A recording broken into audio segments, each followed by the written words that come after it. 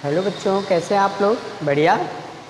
चलिए आज हम लोग वैद्युत विभव का दूसरा लेक्चर पढ़ेंगे, सीखेंगे क्या है उसका वैद्युत द्विध्रुव के कारण उत्पन्न वैद्युत विभव। वैद्युत द्विध्रुव के कारण उत्पन्न वैद्युत विभव। तो वैद्युत द्विध्रुव है क्या, पहले हम लोग वो देख लेते हैं। वैद्युत द्विध्रुव क्या होता है? ये दो परिमाण में समान किंतु प्रकृति में विपरीत दो आवेश एक दूसरे से अल्प दूरी पे रखे होते हैं, एक दूसरे से अल्प दूरी पे रखे जाते हैं। तो ऐसे समायोजन को हम क्या कहते हैं बेटा? ऐसे समायोजन को हम द्विध्रुव कहते हैं। जैसे यहाँ -q आवेश है, यहाँ A पॉइंट है, यहाँ +q आवेश है, ठीक, ये B पॉइंट है। तो -q +q दोनों का परिमाण सेम है किंतु प्रकृति विपरीत है, एक पॉजिटिव है एक नेगेटिव है, ठीक है ना। तो ये इनको अल्प दूरी यानी इनके बीच का जो डिस्टेंस है वो हम 2l लेते हैं और इस नाते अल्प दूरी पे इस समायोजन को हम क्या कहते हैं? वैद्युत द्विध्रुव कहते हैं। इसका मध्य बिंदु O है, इसका मध्य बिंदु O कंसिडर कर लेते हैं। तो O से इधर की दूरी और इधर की दूरी कितनी हो जाएगी बेटा?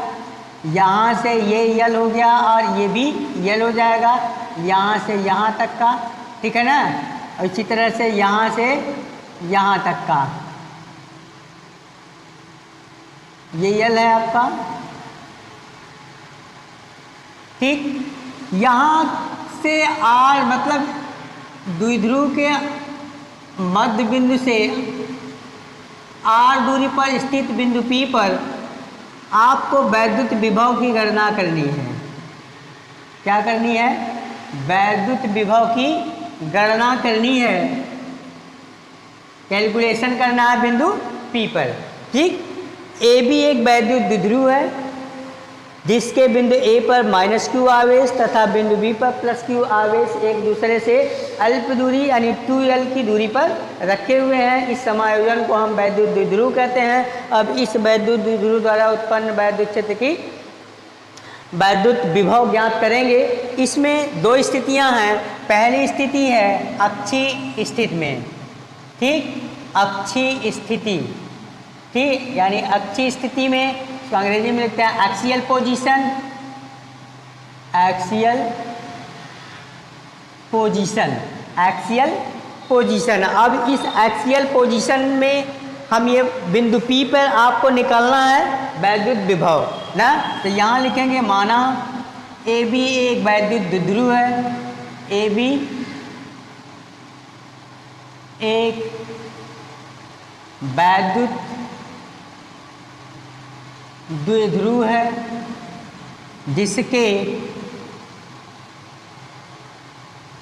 जिसके मध्य बिंदु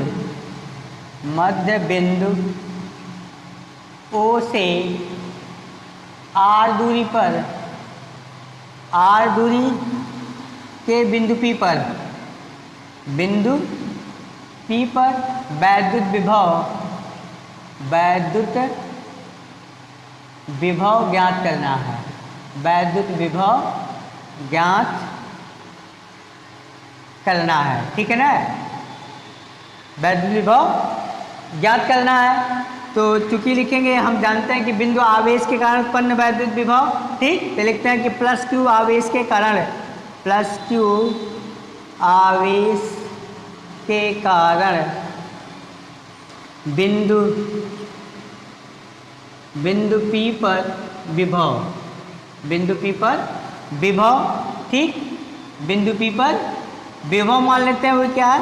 V1 मान लेते हैं, ठीक। V1 = क्या हो जाएगा बेटा? 1/4πε0 के, ये फार्मूला लगा बिंदु आवेश के कारण उत्पन्न वैद्युत विभव का। ये K क्या है? ये अगर द्विध्रुव किसी वैद्युतांक माध्यम में रखा गया है, इस नाते K आ गया। अगर हवा में रखा जाएगा तो K = क्या हो जाएगा? 1 हो जाएगा, ठीक है ना। अब यहाँ क्या हो जाएगा? Q/R है। R क्या होगा? यहाँ से डिस्टेंस लेना है तो कितना हो जाएगा? ये माइनस हो जाएगा, R-L क्या हो जाएगा? R-L, ठीक। R-L इसी तरह से लिखेंगे -q के कारण माइनस क्यू आवेश के कारण विभव, ठीक, यानी V2 इक्वल टू क्या हो जाएगा 1/4πε0 के ना।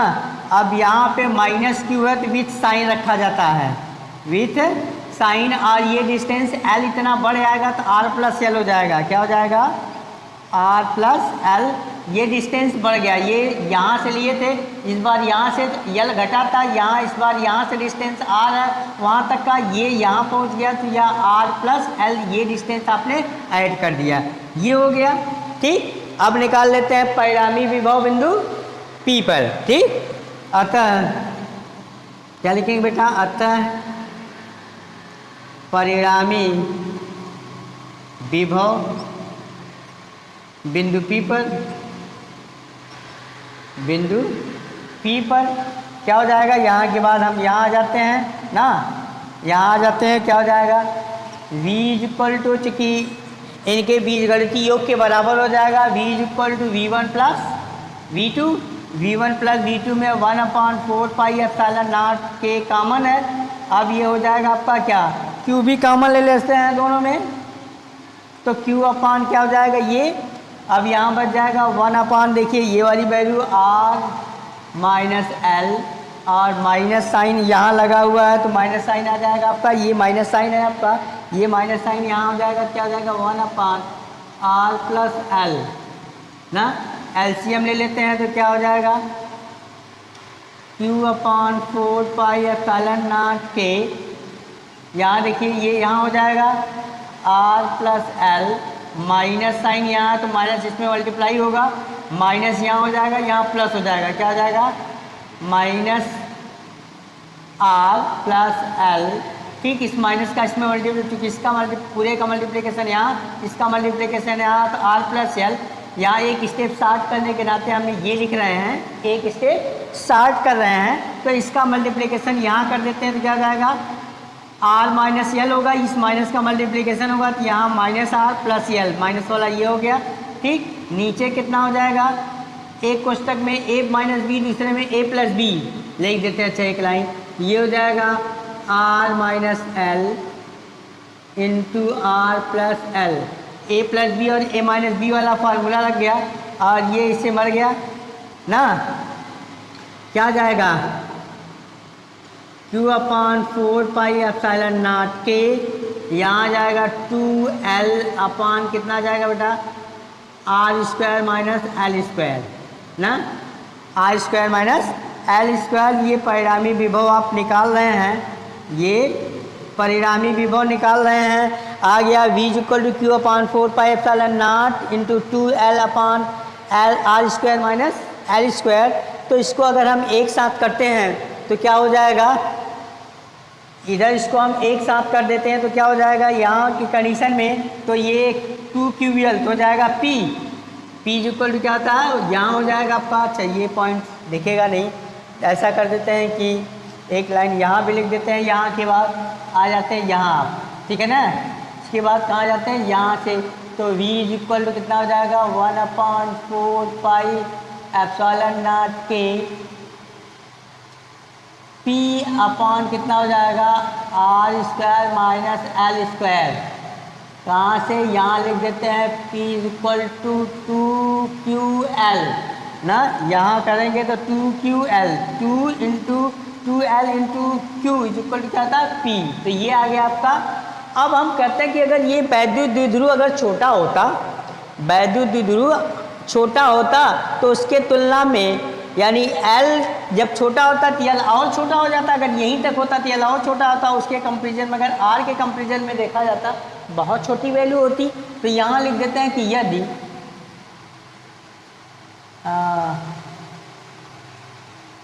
द्विध्रुव छोटा हो, यदि द्विध्रुव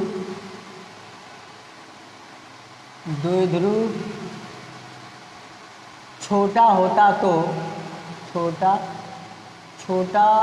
होता तो R is more less than, R is more greater than L। ठीक, एंड दिस इम्प्लाइज ये क्या करता फिर R square is also more greater than L square, तो ये नेग्लेक्ट हो जाएगा। क्या हो जाएगा, एल क्या होगा जब बहुत बड़ी वैल्यू हो जाती है तो उसके तुलना में हम उसको नहीं रखते हैं, क्योंकि उसको जोड़ने घटाने से बहुत अंतर नहीं होता है। तो वो मान करके यहाँ विभव जो हो जाएगा ये वैल्यू हो जाएगी सिर्फ आर स्क्वायर बचेगा, यानी 1/4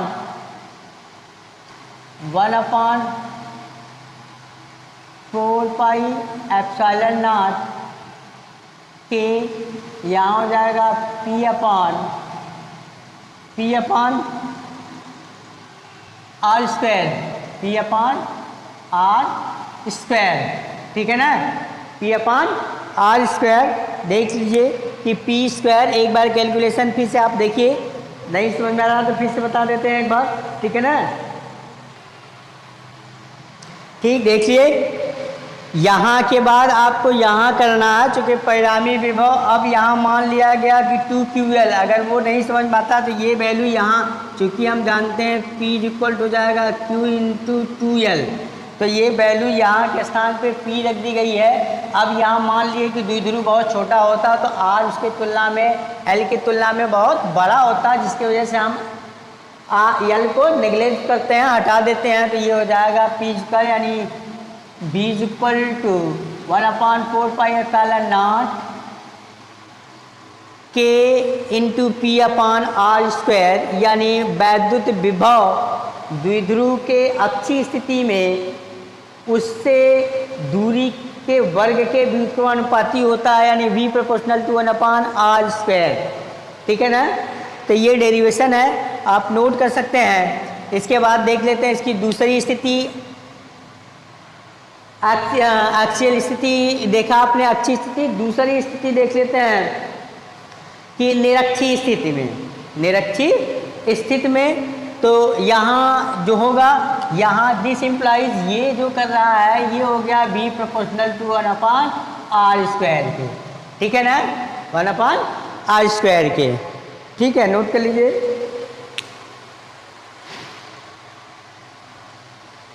ठीक, नेक्स्ट पॉइंट देख लेते हैं हम लोग, दूसरा पोजीशन देखते हैं।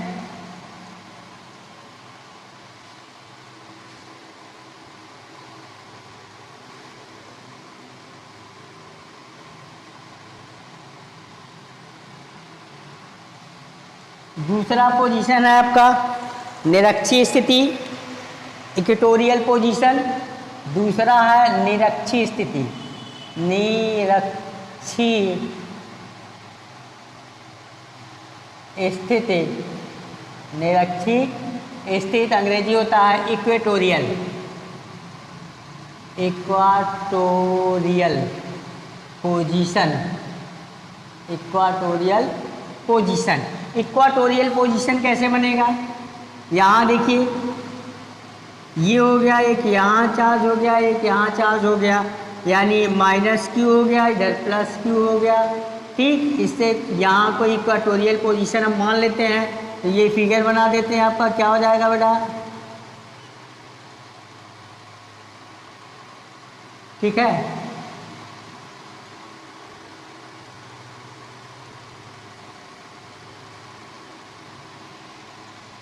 चलिए ये आपका है P पॉइंट इक्वाटोरियल पोजीशन पे, ठीक है ना। यहाँ P पॉइंट है जो द्विध्रुव AB के मध्य बिंदु से R डिस्टेंस पे है, मध्य बिंदु के O से R डिस्टेंस पे है, ठीक है ना। तो अब हम ये दो, यहाँ ये L हो गया, ये L हो गया, तो इसकी वैल्यू क्या हो गई, पाइथागोरस थ्योरम लगाएंगे, ठीक है ना। क्या लगाएंगे हम, पाइथागोरस थ्योरम लगा देते हैं। पाइथागोरस थ्योरम लगा देते हैं तो क्या मिल जाएगा आपका बेटा, ये यानी इसका स्क्वायर प्लस इसका स्क्वायर प्लस इसका ये, तो क्या हो जाएगा, अंडर रूट बच जाएगा आपका R square plus L square. Same उसी तरह से यहाँ भी हो जाएगा R square plus L square, ठीक।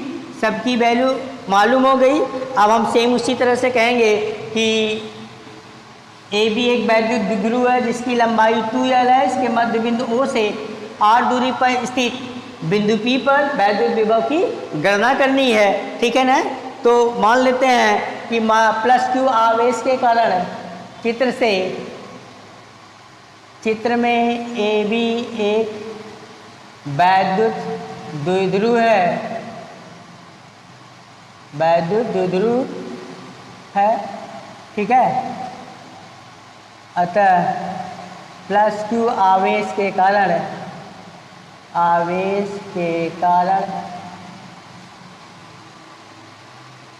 बिंदु P पर विभव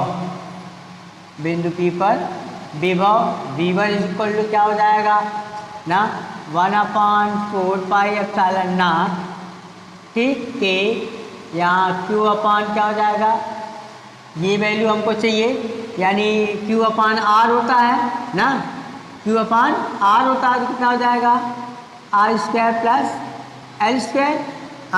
प्लस L² हो जाएगा, ठीक है ना, अंडर रूट ये वैल्यू आ गई। इसी तरह से इसी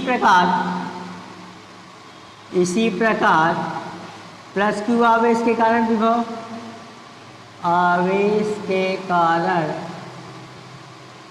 विभव V2 equal to same way में लिखेंगे आप के, यहाँ क्या हो जाएगा माइनस क्यू अपान हो जाएगा R² plus L² under root, परिणामी विभव निकाल लेते हैं।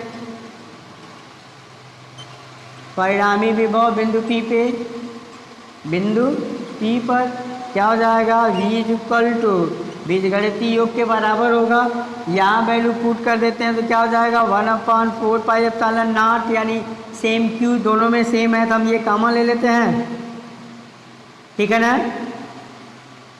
Q/4πε0 के कॉमन ले लिए, बच गया यहाँ पे 1/R² प्लस L² माइनस 1/, बच गया R² प्लस L² ना। अब दोनों सेम वैल्यू तो ये इससे मर गया, यानी ये वैल्यू कितना आ गई 0, यानी इक्वेटोरियल पोजीशन पे निरक्षीय स्थिति में वैद्युत द्विध्रुव उत्पन्न वैद्युत विभव क्या होता है, शून्य होता है, 0 होता है, चाहे वो इस साइड हो चाहे इस साइड हो। लेकिन यदि हम ये मान लें कि ये कोई वैद्युत द्विध्रुव है ना, ये कोई वैद्युत द्विध्रुव है, इस वैद्युत द्विध्रुव से कोई पॉइंट P ऐसा है जो वैद्युत द्विध्रुव का पोजीशन वेक्टर वैद्युत कोई पॉइंट P है, ठीक है ना, यहाँ -Q यहाँ +Q, ये वैद्युत द्विध्रुव है, इससे थीटा कोण पे कोई पॉइंट आपने कंसीडर कर रखा है P, और जिसके मध्य बिंदु से P का जो पोजीशन वेक्टर है वो क्या है R है। तो इनका वैद्युत विभव बिंदु P पे वैद्युत विभव होगा क्या, क्योंकि ये आपको पढ़ना नहीं है, ठीक है ना, ये पढ़ना नहीं है, ये आगे कंपटीशन की चीज़ है, आपके सिलेबस में नहीं है, सिर्फ सिलेबस में यही है। तो यहाँ अगर हम वैद्युत विभव निकालेंगे तो क्या होगा, ये होता है 4πε0 P cos theta upon R, P cos theta upon R square होता है, ठीक है ना। तो यहाँ अगर थीटा की वैल्यू परपेंडिकुलर करते हैं, अगर ये यहाँ कर देते हैं ऐसे तो 90 अंश होगा, cos 90 0 होगा तो पूरी वैल्यू 0, यानी ये वाली पोजीशन हो जाएगी निरक्षीय स्थिति में। और एक्सियल पोजीशन में अगर यहाँ लेते हैं तो थीटा इक्वल टू 0, तो जो वैल्यू है यानी P/R² सेम आ जाएगा, ठीक, यानी यहाँ थीटा इक्वल टू अगर 0 लेते हैं तो V इक्वल टू क्या हो जाएगा 1/4πε0, के है तो के रखेंगे आप, ठीक है ना, और ये हो जाएगा P/R²। और अगले बार अगर थीटा इक्वल टू 90 डिग्री लेते हैं तो this implies V equal to क्या हो जाएगा 0। ये निरक्षीय अक्षीय स्थिति में आ गया, ये आपका अक्षीय स्थिति, और ये क्या हो गया, ये आपका निरक्षीय स्थिति में हो गया, ठीक है ना। तो यहाँ से भी कैलकुलेट किया जा सकता है, एक तरह से जनरल फार्मूला है, ठीक, एक तरह से जनरल फार्मूला है, ठीक है। देख लीजिए अब इस पर क्या होता है कि किस तरह का क्वेश्चन आता है, हम वो देख लेते हैं, ठीक। इस पर होमवर्क के लिए क्वेश्चन नोट करेंगे आप लोग, होमवर्क के तौर पे क्वेश्चन नोट करते हैं आप। क्वेश्चन नोट करते हैं कैसे कि वैद्युत द्विध्रुव क्या है। वैद्युत द्विध्रुव से क्या तात्पर्य है। वैद्युत द्विध्रुव के द्वारा अक्षीय स्थिति में वैद्युत विभव के सूत्र की गणना कीजिए। क्वेश्चन है यहाँ पे कि वैद्युत द्विध्रुव से क्या तात्पर्य है। नोट कर लीजिए क्वेश्चन। वैद्युत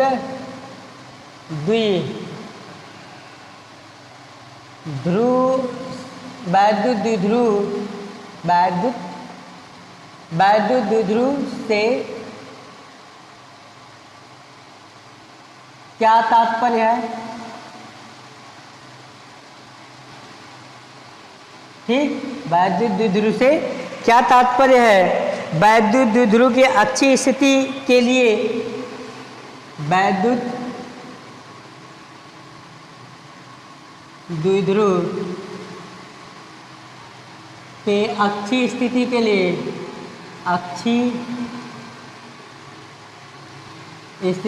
लिए वैद्युत द्विध्रुव के अच्छी स्थिति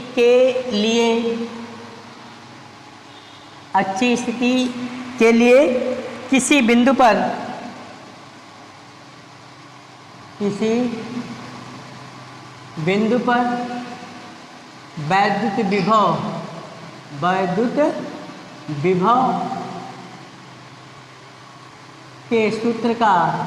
वैद्युत विभव के सूत्र का निगमन कीजिए।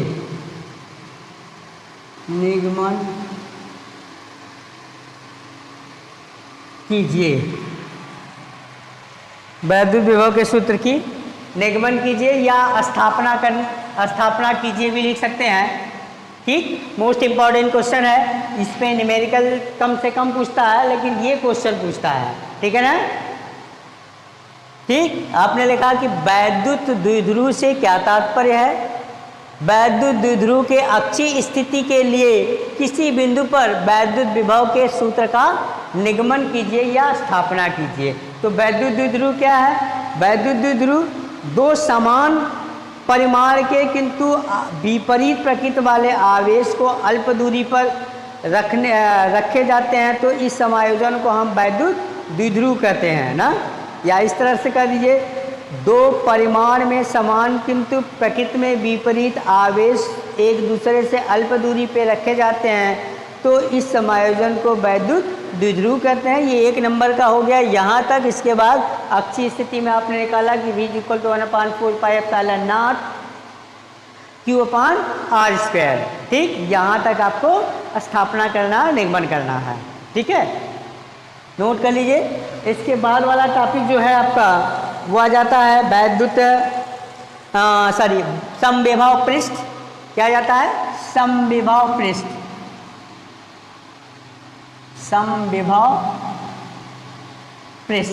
ये समविभव पृष्ठ क्या है भाई। समविभव पृष्ठ इक्विपोटेंशियल सरफेस। क्या होता है ये। इक्विपोटेंशियल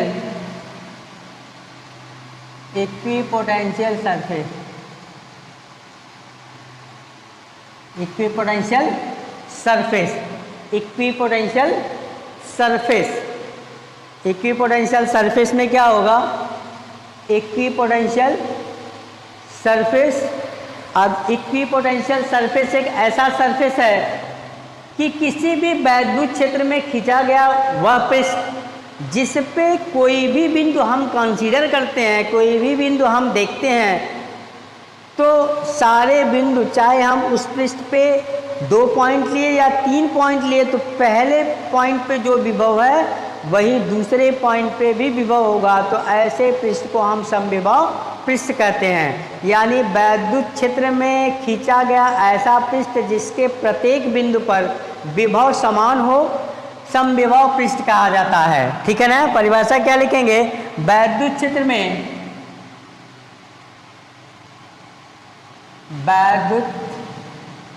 क्षेत्र में खींचा गया वह पृष्ठ, वैद्युत क्षेत्र में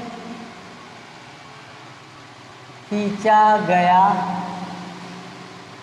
वह पृष्ठ जिसके प्रत्येक बिंदु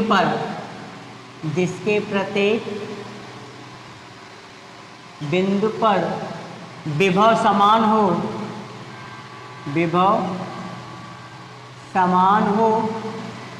समविभव पृष्ठ कहलाता है। समविभव पृष्ठ कहलाता है।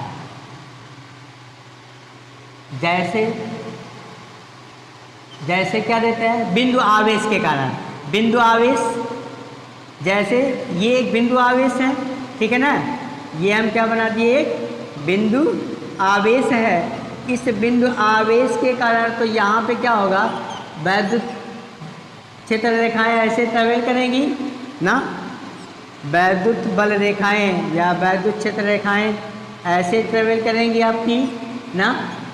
ये वैद्युत क्षेत्र रेखाएं खींचे गए पृष्ठ पर लंबवत होती हैं, ये दिमाग में रखिए, ये एमसीक्यू क्वेश्चन में पूछा जाता है। तो अगर हम इस पे ये पृष्ठ खींच रहे हैं, क्या खींच रहे हैं बेटा, पृष्ठ खींच रहे हैं ना। एक पृष्ठ और बना देते हैं, ये एक दूसरा पृष्ठ है,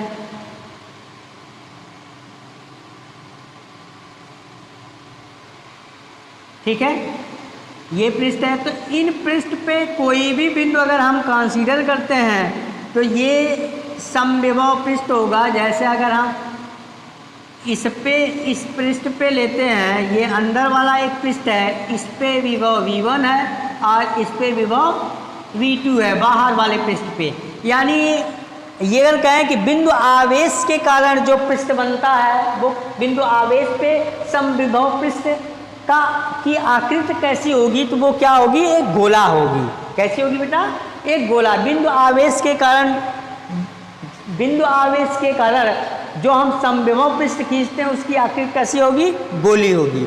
अगर ये बहुत इनफाइनाइट लंबा हो, ऐसे कोई मतलब रेखीय आवेश हो, ठीक है ना, अनंत लंबाई का कोई रेखीय आवेश हो, ठीक, तो इन पे हम अगर समविभव पृष्ठ बनाते हैं तो ये समविभव पृष्ठ कैसा होगा, उसकी आकृति कैसी होगी। तो यहाँ देखिए, पहले तो ये बिंदु इस तरह का बनेगा जो कि पॉइंट बिंदु के कारण, उसी तरह से यहाँ भी हो जाएगा आपका कुछ इस तरह का, ठीक है। और अगला पॉइंट फिर बनाएंगे तो ये दूसरा पृष्ठ हो जाएगा आपका, दूसरा पृष्ठ है आपका, ये पॉइंट की तरह बिहेव कर रहा है ये, ठीक, इस तरह से। फिर यहाँ भी इसी तरह से बना लेते हैं आप,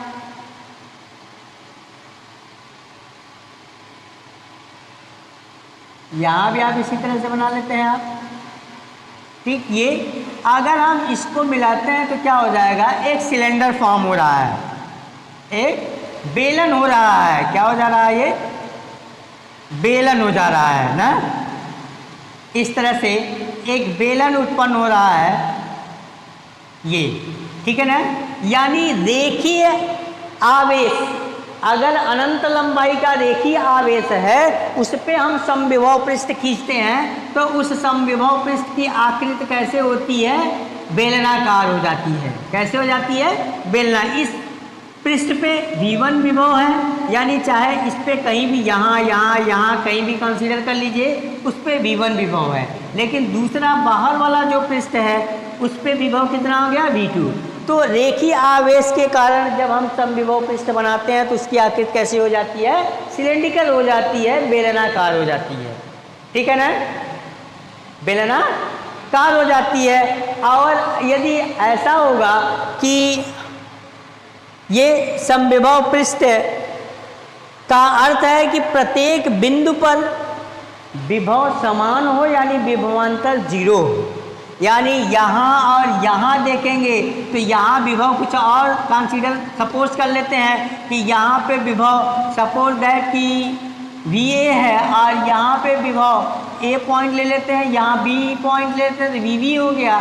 तो यहाँ दिस इम्प्लाइज कि VA minus VB is equal to 0। विभवांतर 0 होता है समविभव पृष्ठ पर। ठीक, चलिए नोट कर लीजिए, ये समविभव पृष्ठ हो गया। ठीक है ना, समविभव पृष्ठ हो गया। समविभव पृष्ठ के बाद आपका आ जाता है कि वैद्युत क्षेत्र तथा समविभव पृष्ठ, वैद्युत विभव में संबंध स्थापित कीजिए। नेक्स्ट जो टॉपिक आता है आपका वो क्या हो जाता है कि समविभव पृष्ठ आपने अभी देखा, समविभव पृष्ठ। ठीक है, अगला जो टॉपिक है आपका वो है कि वैद्युत क्षेत्र, वैद्युत क्षेत्र तथा वैद्युत विभव में संबंध, वैद्युत क्षेत्र तथा वैद्युत विभव में संबंध।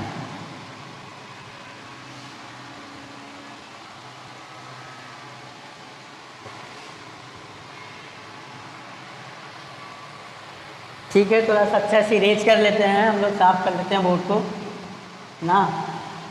अरे यार, न्यूमेरिकल कर ही रहे हैं आप लोग, क्या हो गया सर जी? पढ़ाई नहीं हो पा रही है, बड़ी गर्मी लग रही है, उमस भी है। चलो भाई, लेकिन अब पढ़ना तो है। जितना तपेंगे आप उतना निखरेंगे, सोने की तरह है आपका दिमाग। जितना आप अपने आप को तपाएंगे, सोना जैसे जितना तपता है उतना चमकता है, उसी तरह से आप भी चमकेंगे। ठीक है ना, तो सोना बन सकते हैं, वो आपके ऊपर डिपेंड है। आप अपनी कीमत सोने जैसा कर सकते हैं। ठीक, अगला चीज़ है वैद्युत क्षेत्र। वैद्युत क्षेत्र, वैद्युत क्षेत्र ई तथा वैद्युत विभव, वैद्युत विभव बी में संबंध, बी में संबंध, relation between electric field and electric potential. ठीक, यहाँ क्या करते हैं हम? पहले समविभव पृष्ठ बनाते हैं। क्या बनाते हैं बेटा? समविभव पृष्ठ बनाते हैं कई ठो। ये जैसे ये समविभव पृष्ठ बना लेते हैं इस तरह का।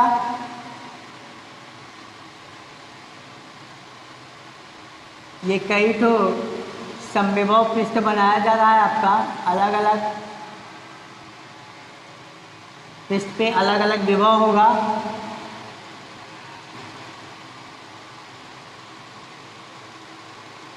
इस तरह से। ठीक, अब यहाँ हम मान लेते हैं कि पहले विभव इस पे पहले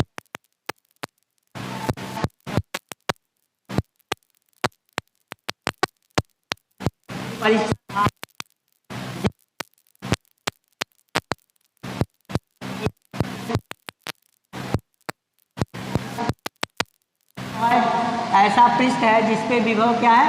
v है। और ये हो गया वैद्युत क्षेत्र की दिशा। ठीक है, और इसके ले जाने का P से Q तक, यहाँ से ले जाने का डायरेक्शन इसका ये है। ठीक है ना, इस समविभव पृष्ठ में कोई परीक्षण आवेश है जो इनिशियल सरफेस से, प्रारंभिक समविभव पृष्ठ से अंतिम समविभव पृष्ठ तक, अंतिम समविभव पृष्ठ तक F तक ले जाया जाता है। ठीक है ना, तो यहाँ बीच में एक ऐसा पृष्ठ है जिसके बिंदु P पर परीक्षण आवेश Q0 है। इस Q0 को P से Q तक, ये पॉइंट Q है, यहाँ तक ले जाया जा रहा है। और P और Q के बीच का जो डिस्प्लेसमेंट है वो dr है। P और Q के बीच का जो डिस्प्लेसमेंट है वो कितना है? QR है। और ये जो आप IF देख रहे हैं वो परीक्षण आवेश के ले जाने का पाथ है, रास्ता है। ठीक, ये अलग अलग। और P से Q तक जो इस आवेश, परीक्षण आवेश को ले जाया जा रहा है, उस परीक्षण आवेश को P से Q तक ले जाने में किया गया कार्य निकालेंगे। इस नाते डिस्प्लेसमेंट लिखा गया, तो हमको यहाँ विभव भी चाहिए।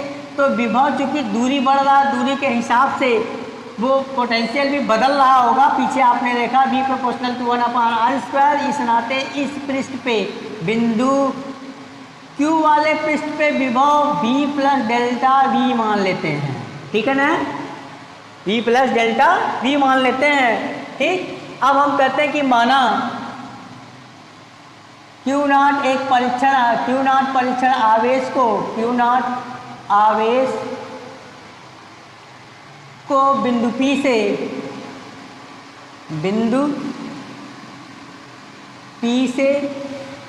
Q तक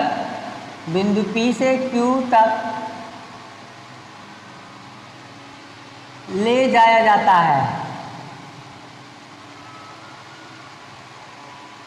जिसका विस्थापन dr है। ठीक, जिसका विस्थापन कितना है, dr है।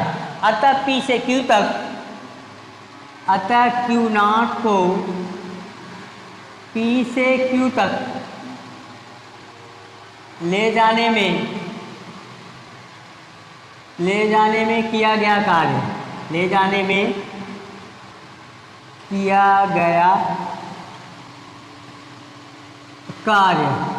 P से Q तक ले जाने में किया गया कार्य, थोड़ा सा इंक भर लेते हैं। P से Q तक ले जाने में किया गया कार्य निकाल लेते हैं, तो क्या होगा, बल गुणे विस्थापन। क्या हो जाता है बेटा, बल गुणे विस्थापन हो जाता है ना, बल गुणे विस्थापन हो जाता है। तो बल गुणे विस्थापन के हिसाब से क्या लिखेंगे आप, बल गुणे विस्थापन यानी अल्प विस्थापन होता है तो अल्प वर्ग भी होगा, तो dw इक्वल क्या हो जाएगा, F इंटू डी आर।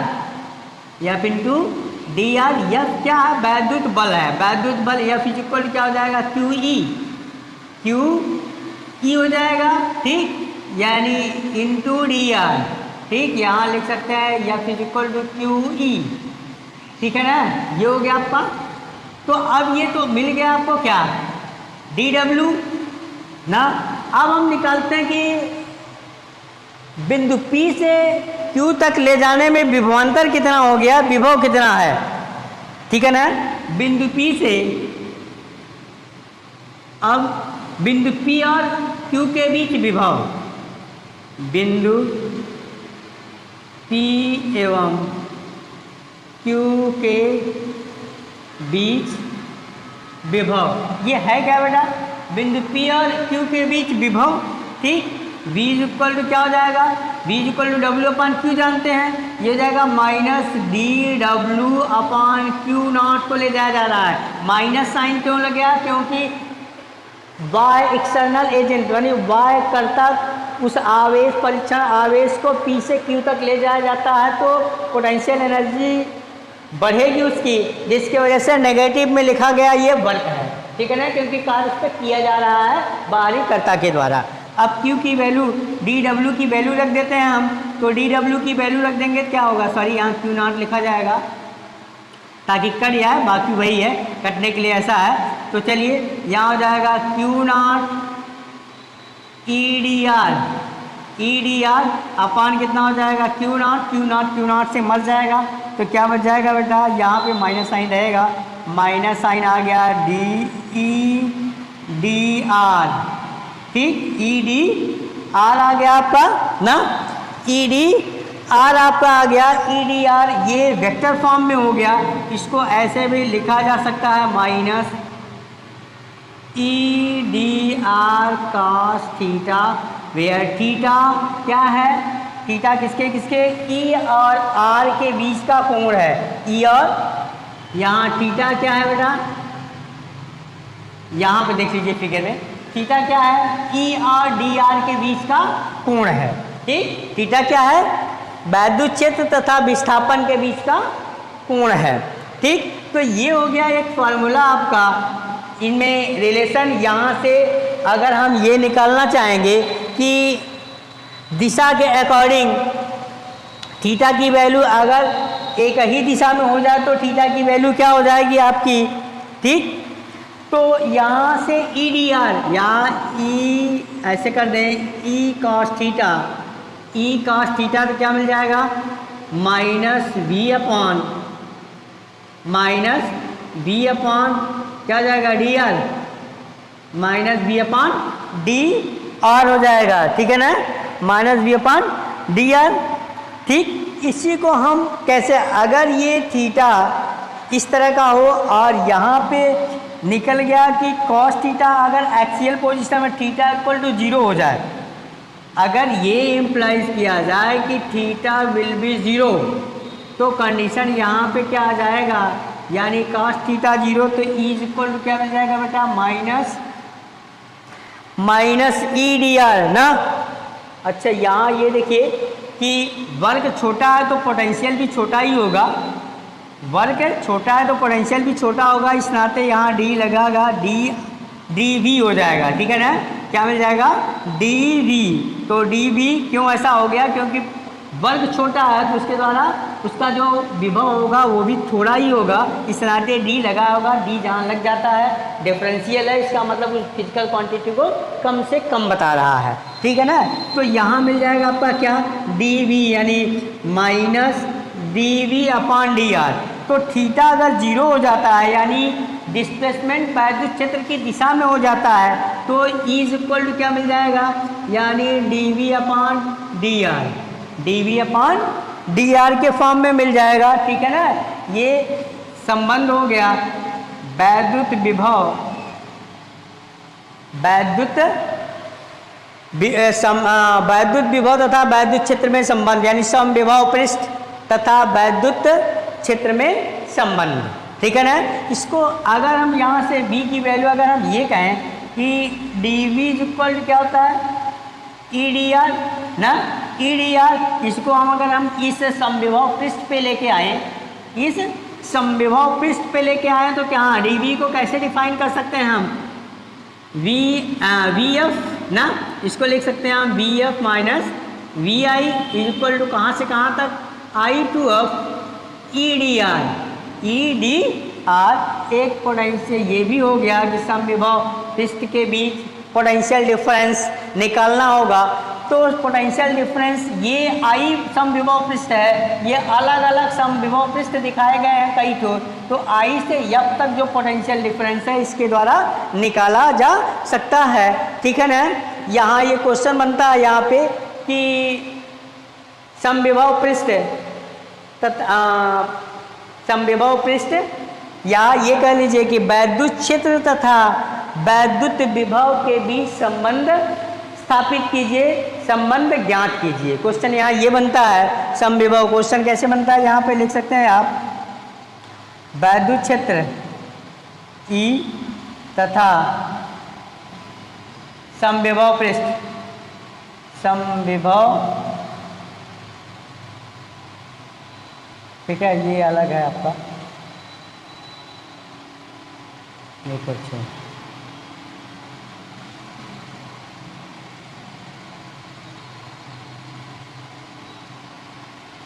वैद्युत क्षेत्र ई तथा विभव भी में